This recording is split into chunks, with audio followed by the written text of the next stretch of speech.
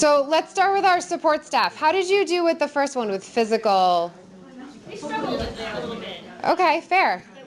We came up with some things. I think one of the things we kept coming back to is how much the counselors, not just guidance counselors, but school adjustment counselors Yes. as well, can be pretty integral in capturing a lot of this. And we're in different districts, and our counseling staffs are both working on putting together resources on all of these things to distribute in the community. So Yeah. to feature on their own websites and on their department websites, but also to send to parents and to administration. And so the message is being, clearly disseminated from one hub, and that's all in the council. That's great. So the counselors, because they're the ones who serve all of the students, not just one classroom at a time, they can be a way to distribute information. I think that's great. That's good. That's good. What about, did you think at all about like SROs? School resource officers? We talked about paras this last time. And paras, that's a good idea. They are one-on-one. Walk breaks. Yeah, they're great for students who need a little extra. The breaks are good.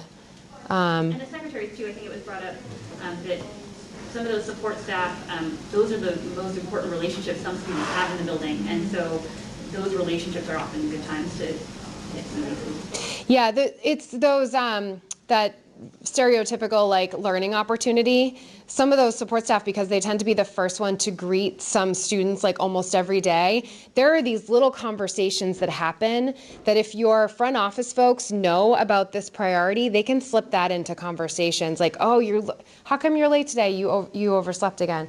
Hey, are you on your phone every night before you go to bed?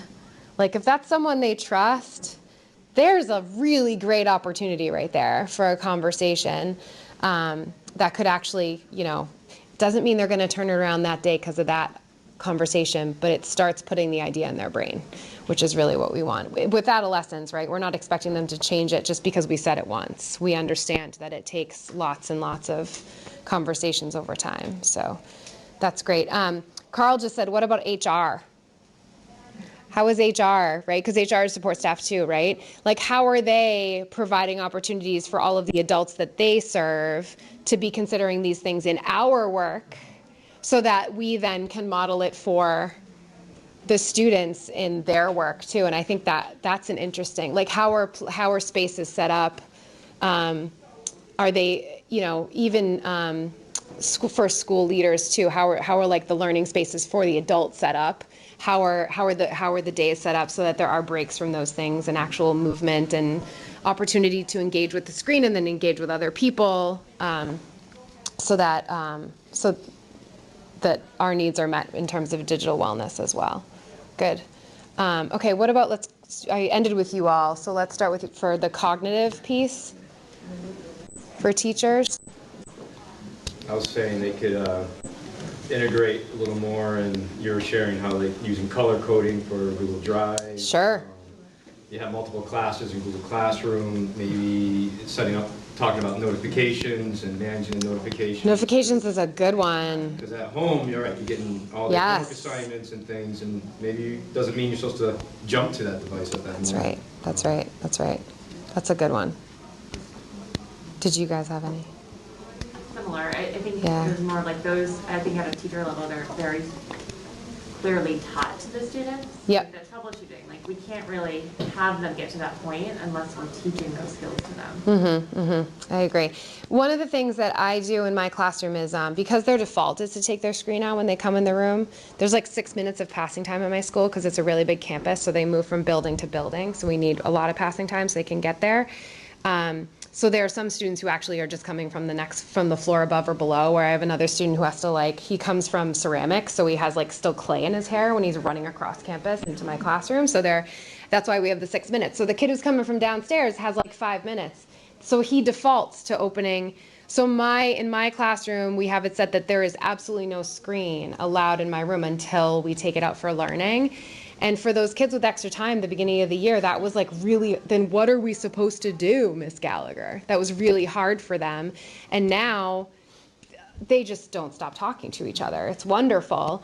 But it takes time to provide those spaces and opportunities for that socialization. I also had an 8th grade class a couple of years ago that I kicked off every class with a 1-minute meditation, where that was a silent, not a guided, where they had to sit and just sit for a full minute. And we actually had to work up to it. We did 15 seconds, and then we did 25 seconds, and then we worked up to a full minute. And those boys are juniors now, and I see them, and they're like, do you remember we did that meditation? And I'm like, they're like, oh, I loved that. And I'm like, you did, because you told me you hated it every day when we did it. So I think those are like those little opportunities that we have that we can like build into their day, their structures. So what about for parents? The cognitive side. You guys are like, the parent thing is really hard, Kerry. What do you think? I was just thinking how hard it is to get parents engaged in the first place. Okay. And how if we could, get a little bit of engagement, maybe having them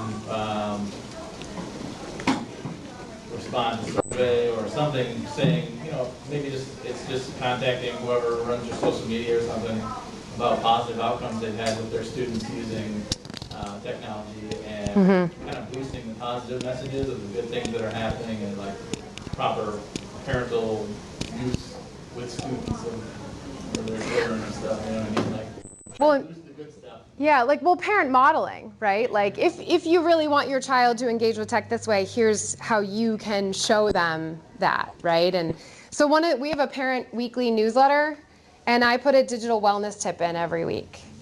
And then I had a parent who was upset that I would say like 80% of our textbooks are digital books. Because we just think it's better for a lot of reasons. They're more interactive. They're not carrying really heavy backpacks around. It's the cost is significantly less. And she is just one of those like screen time scary people.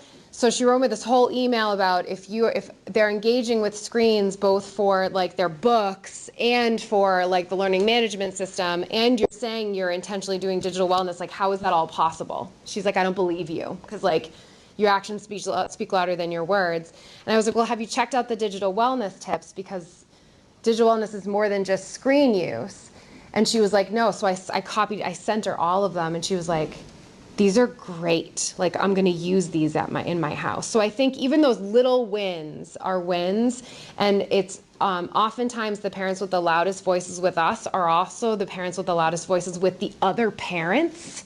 And so it's actually like the guerrilla warfare of getting the word out to parents is engaging with those people who come at you in a way that feels aggressive, but you can have those little wins with them. So those are also opportunities, because they got their secret parent Facebook group where they talk about you anyway, right?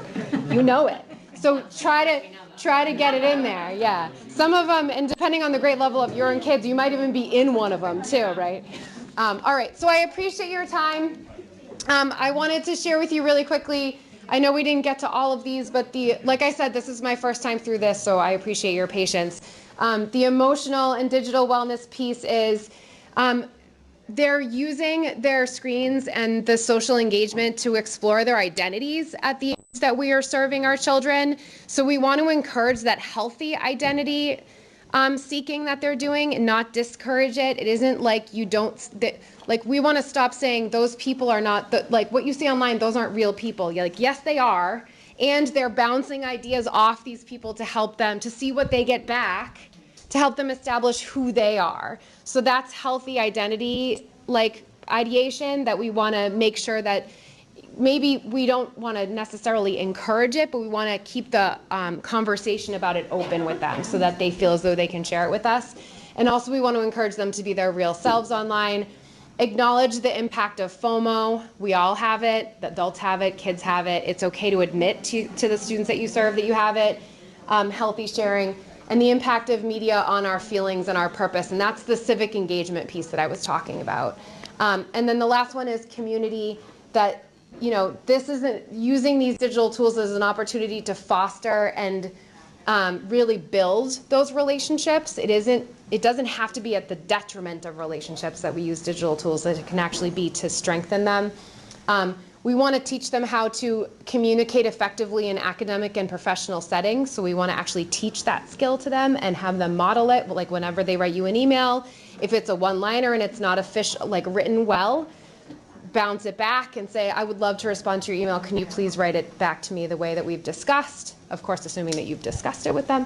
And And then again, I think that civic awareness that what they see online can actually encourage them to go to one of those in-person marches and be a part of something that's important to them. And we want to encourage them to try that out, right? Even if in the end that cause doesn't end up being a cause that really is their thing, trying it out is exactly what civic engagement is at the adolescent level, giving it a shot and seeing where they land.